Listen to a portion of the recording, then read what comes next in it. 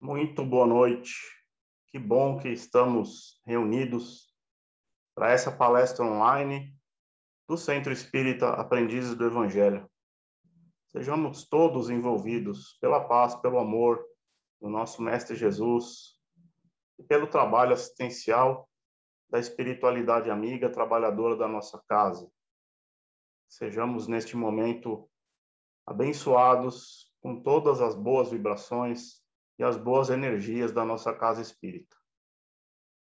Hoje teremos a palestra do nosso querido professor Lúcio Xavier, falando sobre uma das passagens mais bonitas e as lições mais profundas do Evangelho, o Sermão da Montanha. Não há ali nenhuma lição, nenhuma palavra que não possa ser aplicada nesses momentos difíceis pelos quais estamos passando. E é uma lição de conforto para todos nós e de comprometimento com aqueles que se dizem cristãos e que desejam seguir os passos de Jesus. Então, com vocês, as palavras do Lúcio. E, se Deus quiser, estaremos juntos novamente na próxima semana. Boa palestra a todos.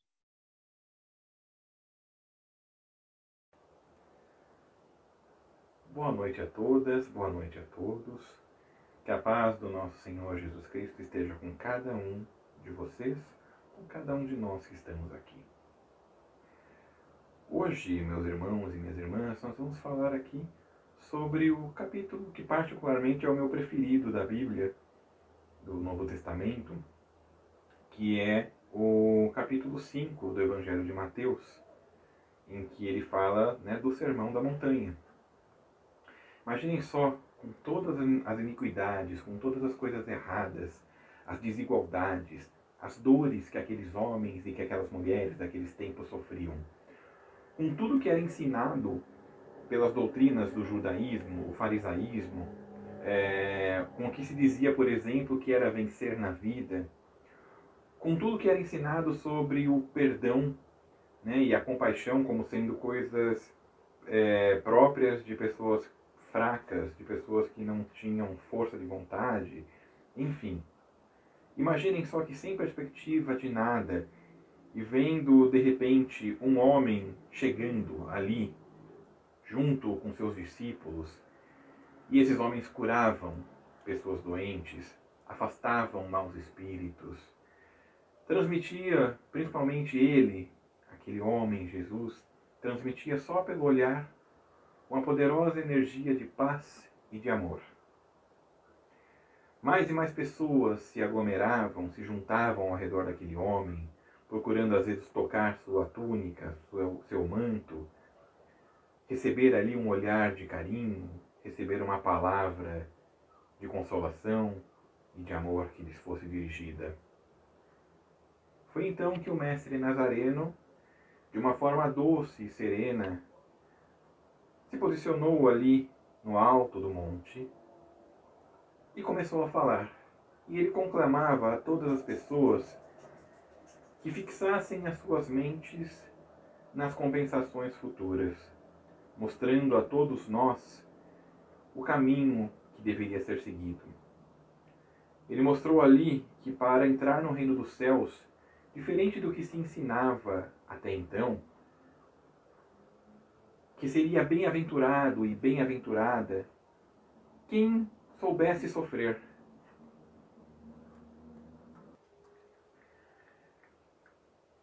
Quem conseguisse vencer o ódio, o egoísmo, a vingança, a tristeza, porque na verdade essa qualidade da bem-aventurança, a consolação em si, ela não seria deste mundo. E de repente então, imagine, ele olhando para cada um e para cada uma que estava ali naquele momento, abrindo seus braços, apontando, mostrando os céus e dizendo: bem-aventurados os pobres em espírito, porque deles é o reino dos céus. Bem-aventurados os aflitos, porque eles serão consolados. Bem-aventurados os mansos e pacíficos, pois herdarão a terra. Bem-aventurados os que têm fome e sede de justiça, porque eles serão saciados. Bem-aventurados os misericordiosos, porque receberão misericórdia. Bem-aventurados os puros de coração, pois verão a Deus. Bem-aventurados os pacificadores, pois serão chamados filhos de Deus. Bem-aventurados os perseguidos por causa da justiça, porque deles é o reino dos céus. Bem-aventurados sois vós, quando vos perseguirem e caluniarem por causa de mim. Alegrai-vos e regozijai-vos, porque é grande a vossa recompensa nos céus. Pois assim perseguiram os profetas antes de vós. Imaginem só a beleza de tudo isso, qual o clima que gerou naquele momento, naqueles momentos. E nós hoje, então, meus amigos e minhas amigas, vamos nos ater a uma dessas bem-aventuranças, que vem sendo aí, claro, né? Cada uma delas aí estudada em cada noite. E nesta noite nós vamos nos ater ao que Jesus disse quando chamou de bem-aventurados os misericordiosos. Vamos primeiro entender o que Jesus quis dizer, e para entender, eu particularmente gosto muito de entender mesmo o significado literal de algumas palavras. E vamos então à misericórdia. Misericórdia, segundo os dicionários, é um substantivo feminino, né? Que quer dizer que é um sentimento de dor e de solidariedade com relação a alguém que sofre uma tragédia pessoal, que caiu em desgraça. É o mesmo que sentir dó, compaixão, piedade. É um ato concreto de manifestação do sentimento de perdão, de graça e de clemência. E essas são as definições que a gente encontra nos dicionários quando nós falamos em misericórdia. Então, precisávamos falar isso para que nós pudéssemos aí entender o que Jesus quis dizer, né? Sobre aquele que tem essa qualidade da misericordiosa, com os misericordiosos. Jesus dá aqui importância à lei de causa e efeito em todos os atos diários. Então, compreender, por exemplo, que o companheiro que é problemático, que causa contrariedade no nosso círculo de convivência, é um ato de misericórdia, principalmente quando nós lembramos que nós também precisamos encontrar o perdão, a compreensão sobre os nossos atos, sobre as nossas faltas. Nós também erramos muito.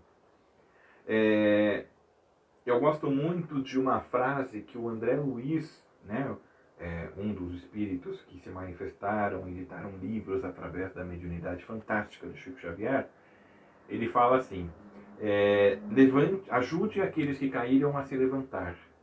Afinal, você nunca vai saber onde os seus pés podem tropeçar futuramente. Né? Então, a gente precisa realmente entender que todo aquele que cai, ele também reflete algo, uma condição que nós também não estamos isentos. Ou seja, nós também caímos, nós também somos passíveis de erros, nós também precisamos encontrar a misericórdia para nós mesmos. Quando Jesus diz que o perdão ele tem que ser infinito, quando ele pede para que nós perdoemos ao nosso irmão, e Pedro pergunta a ele: Mestre, quantas vezes devemos perdoar o nosso irmão? Seria apenas 7 vezes? E Jesus diz o seguinte: em verdade, deves perdoar o teu irmão não apenas 7 vezes, mas 70 vezes 7 vezes. Ah, então vou pegar um caderninho, uma caneta e vou anotar cada vez que eu perdoar meu irmão? Não. Até porque, minhas amigas, meus amigos, a gente não tem como, por exemplo, ficar anotando. Se a gente ficar anotando cada falta e cada perdão, nós estaremos de fato perdoando? Lembrando que existem duas formas de se perdoar. O capítulo 10º do Evangelho segundo o Espiritismo, que é o que nós estamos estudando nesta noite, ele fala o seguinte, que existe o perdão sincero, evidentemente, aquele perdão que não humilha, aquele perdão que não constrange a pessoa perdoada, aquele perdão que muitas vezes é até silencioso, em que a gente chama a pessoa, exibe a falta dela em particular, né?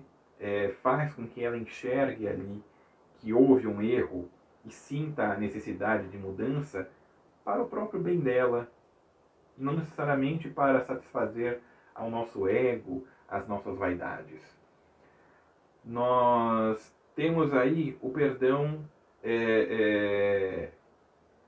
que, na verdade, ele nos dá também, quando ele é sincero, ele nos dá a libertação. Porque, vamos combinar, é muito ruim quando a gente sente mágoa, quando a gente sente alguma revolta. Quando alguma pessoa nos fez algum mal, nos disse algo que ficou ali engasgado, entalado, e toda vez que a gente chega perto dessa pessoa, a sensação que nós sentimos, por mais que nós não queiramos o mal da pessoa e tudo mais, mas a gente sabe que é ruim, é horrível, péssima, não é verdade?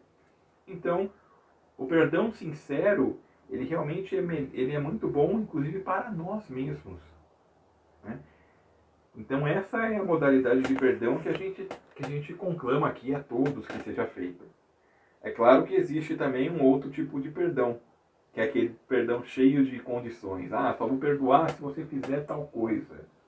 Ah, só vou perdoar, vou perdoar aqui só para os outros verem como é que eu sou caridoso. É aquele perdão que faz com que a pessoa, entre aspas, perdoada, que ela sinta mais raiva, que ela sinta de repente um desejo realmente de aumentar ali o sentimento de vingança.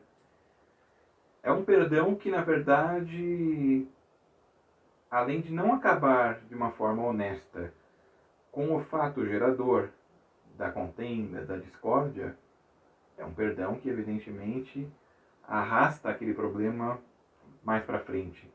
É um perdão que vai fazer com que uma situação que poderia ter se resolvido em tão pouco tempo acabe ficando, se arrastando por mais décadas, séculos, enfim. Uma outra coisa que o nosso Mestre Jesus também nos conclama sempre, e ele fala também nesse mesmo capítulo 5 do Evangelho de Mateus, ele fala no versículo 25 e 26 assim: conserta-te, sem demora, com teu adversário, enquanto estás a caminho com ele, para que não suceda que ele te entregue ao juiz, e que este o entregue ao ministro da Justiça, e sejas mandado para a cadeia. Por que ele fala isso, na verdade? Ele ainda fala, porque de lá não saireis sem pagar até o último ceitil. Ele fala, na verdade, o quê? Que é necessário que nós perdoemos, é necessário que nós sejamos perdoados também. É necessário que haja uma reconciliação e que essa reconciliação seja sem demora. Ele fala muito sobre a reencarnação de uma forma muito sutil, evidentemente, né? Nessa passagem do Evangelho. Ele, em outras palavras, ele quer o quê? Que nós aproveitemos esta oportunidade, este caminho que nós estamos seguindo nesta encarnação, para que nós possamos evitar mágoas e ódio a serem resolvidos em vidas futuras, até conforme eu falei agora há pouco. Nós precisamos nos esforçar para que o perdão seja de fato instaurado, para que o perdão aconteça, mesmo que não sejamos nós de fato os culpados pelo problema em andamento. Ou seja, além da misericórdia que nós temos que exercitar em nós mesmos, é necessário que, para que isso ocorra, nós engolamos o nosso orgulho, que nós exercitemos a nossa humildade, para que nós possamos evitar que esse sentimento negativo dure. E Jesus ele fala muito sobre isso porque assim, nós temos o costume muitas vezes de dizer assim: ah, eu perdoo, mas eu não quero mais ver pela frente. Eu perdoo, mas não quero mais saber, né? Se você fez dessa forma, é óbvio que é um perdão que, se a gente já se analisar, ele não é muito para valer, né? O perdão realmente verdadeiro, embora a gente, claro, tem que também se proteger às vezes, tem pessoas que infelizmente em uma encarnação, em uma mesma encarnação, ela não vai mudar. Então é claro que é lícito que nós não nos firamos, nós não nos machuquemos, né? Então é prudente, claro, que a gente não se entregue a toda a sorte de às vezes de maldades que alguns irmãos mais infelizes cometem conosco, tá? Mas é claro que a gente precisa sim perdoar, desejar que a pessoa encontre paz, encontre luz, encontre prosperidade, encontre o seu verdadeiro caminho.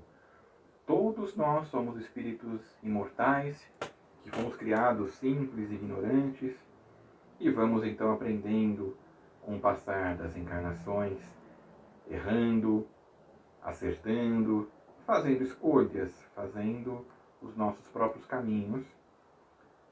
E muitas vezes, sim, precisamos do perdão, precisamos que as pessoas nos perdoem e precisamos perdoar as pessoas para que todos possamos seguir em frente.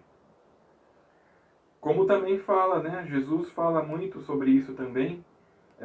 Nesse mesmo capítulo 5 e até nos versículos anteriores àquele que eu falei agora, ele fala, no versículo 23 e 24, ele fala assim: portanto, se estás fazendo a tua oferta diante do altar, e te lembrar que aí teu irmão tem algo contra ti, deixa ali tua oferta diante do altar, e vai te reconciliar primeiro com teu irmão. Depois virás fazer a tua oferta. Todos nós sabemos que os judeus, eles fazem sacrifícios materiais, né? Então, os judeus lá do tempo de Jesus, de acordo com as classes sociais que eles tinham, ofereciam desde pombinhas, né, para sacrifícios, para holocaustos, né, até mesmo cabras, bois, né, eles levavam esses animais para os santuários e eles eram então oferecidos ali para o templo. Algumas correntes aí de até mesmo do cristianismo, por exemplo, né, os nossos irmãos católicos e mesmo os nossos irmãos evangélicos, quando eles falam, por exemplo, sobre o valor de donativo que nós doamos aí à instituição, à igreja em si, eles se referem àquilo também como o sacrifício, né? A oferta que é feita, ela é feita em sacrifício porque, evidente, né? Estamos sacrificando um valor, às vezes, ou um bem que poderia ser usado para outra finalidade e nós estamos dando ali para a igreja. E, claro, esperando que aquilo dignifique um trabalho, que seja usado para uma caridade e tudo mais. Nem vamos entrar nesse mérito, tá? Do porquê dos sacrifícios. Mas, em suma, né, a crença judaico-cristã diz que é um sacrifício que vai para Deus. Mas Jesus ele fala o seguinte, né, nessa passagem do Evangelho, que o sacrifício mais agradável a Deus justamente é se reconciliar com seus adversários. Jesus manda, né? Manda não, né? Mas ele pede, ele nos mostra um caminho em que ele pede que nós sejamos mais humildes, que sejamos pacientes, misericordiosos. E nós aqui, enquanto espíritas, nós entendemos que a melhor oferta, a oferta que realmente nos deixa mais próximos de Deus, que nos deixa mais próximos dos espíritos superiores vai ser realmente aquela que exige modificação espiritual, aquela que exige uma reforma íntima, um esforço muito grande nessa reforma, para que nós possamos fazer cada vez mais atos em favor do nosso próximo.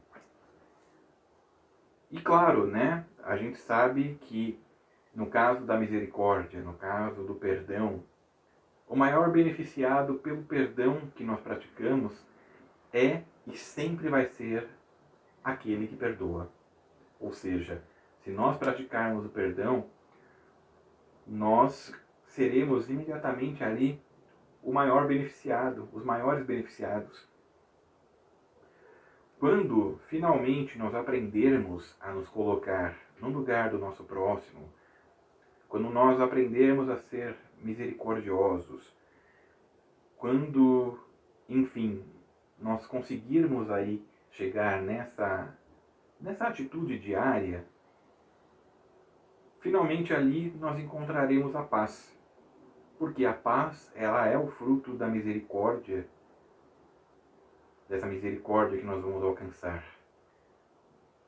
A paz de espírito, a paz que nós deixamos por onde nós passarmos. Assim então, meus irmãos, muito obrigado pela atenção que foi dada.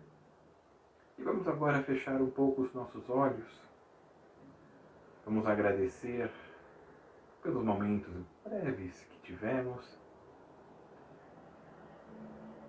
Vamos rogar a Deus que continue aqui a nos abençoar, a nos iluminar.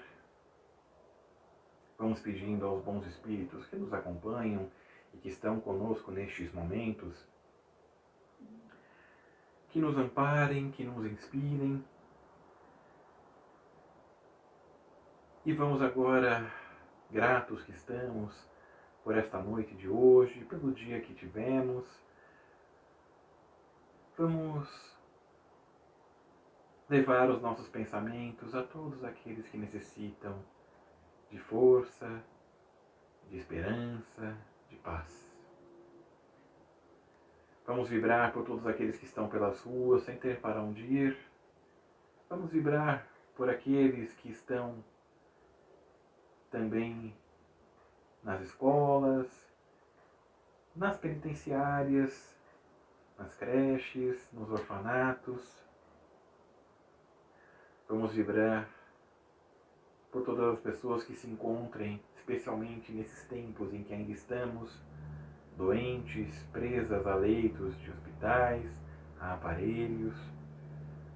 Vamos vibrar por aquelas pessoas que se encontrem aflitas, pelos seus familiares, pelos médicos, profissionais da saúde em geral, desde os médicos até mesmo aqueles que fazem parte do atendimento inicial, da zeladoria, da limpeza, da cozinha, enfim.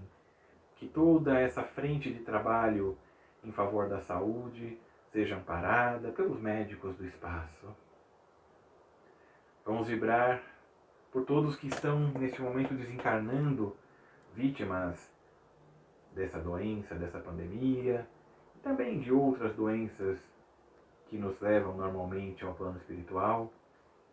Vamos vibrar para que, ao chegar ao plano espiritual, eles encontrem a paz, encontrem luz, amor, que estejam na presença dos bons espíritos que sempre nos protegem, que consigam aí também reencontrar tantos e tantos entes queridos que se foram antes e dos quais eles tinham muita saudade também. E que as famílias que aqui ficam enlutadas encontrem a verdadeira consolação. Vamos pedir então agora por todos aqueles que se encontram em desespero por ordem financeira, ordem moral. Vamos vibrar por aqueles lares que estejam em desajustes. Vamos também pedir permissão para vibrar pelos lares dos nossos familiares, dos nossos amigos. E vamos vibrando pelo nosso próprio lar, iluminando cada canto escuro, que esteja em nossa casa, abraçando espiritualmente cada ente querido que partilha da nossa existência, e vamos nos deixando envolver por essa vibração, vibrando por nós mesmos, deixando energias de paz, de saúde, de equilíbrio percorrerem todo o nosso ser, limpando os nossos perispíritos, desbloqueando nossos centros de força, propiciando o bem-estar e a paz. Vamos agradecer mais uma vez pela noite que tivemos, pela intercessão benéfica da espiritualidade maior, e vamos então rogar apenas que a paz de nosso Senhor Jesus Cristo esteja com cada um de nós, agora e em todos os momentos da nossa vida. Que assim seja, graças a Deus.